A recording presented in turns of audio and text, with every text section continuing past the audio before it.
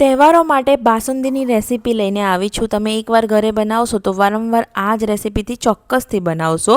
એવી 20 જ મિનિટમાં બની જાય એવી રેસીપી। તો કઢાઈની અંદર થોડુંક પાણી એડ કરી અને 1 લીટર ફૂલ ફેટવાળું દૂધને 7 થી 8 મિનિટ જેટલું ઉકળવાનું છે।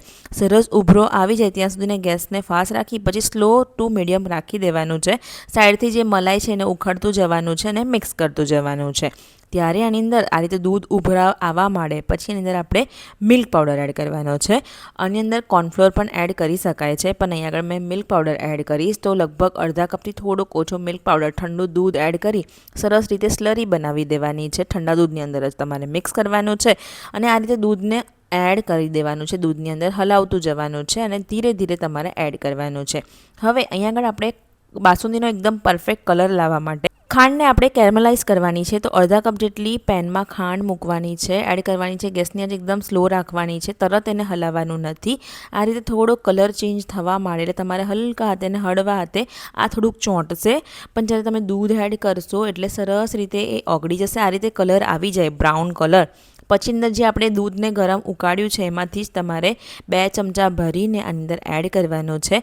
આ સ્ટેપ ચોક્કસથી કરજો તો જ તમારો બાસુંદીનો કલર આવશે અને ફ્લેવર આવશે।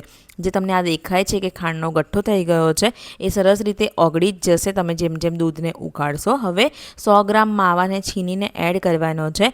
એનાથી એકદમ પરફેક્ટ મલાઈદાર ટેક્સચર આવશે। જો ઘરમાં માવો ના હોય તો 2 મલાઈ પેડા આની અંદર ભાંગીને તમારે એડ કરવાના। અહીં આગળ દૂધ એકદમ પરફેક્ટ ઉકળી ગયું છે। હવે બધી જે આપણે સ્લરી બનાવીને રાખી હતી ખાંડને ઓગાળીને તે આની અંદર એડ કરવાની છે અને 3-1 મિનિટ જેવું ઉકળવા દેવાનું છે।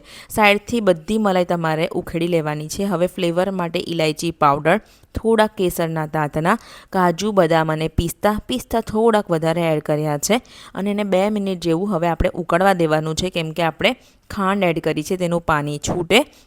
બાસુંદીને હંમેશા 1 દિવસ પહેલાં જ બનાવીને રાખવાની। જેટલી ઠંડી થશે એટલી એ ક્રીમી અને મલાઈદાર બનશે, એટલી જ એ મલાઈદાર બનશે। બાસુંદી બનીને તૈયાર છે। તો ચેનલને ફોલો કરવાનું બિલકુલ ના ભૂલતા, વિડીયોને લાઇક અને શેર કરજો। મળીશું એક આવા નવા વિડીયો સાથે, ત્યાં સુધીને આવજો।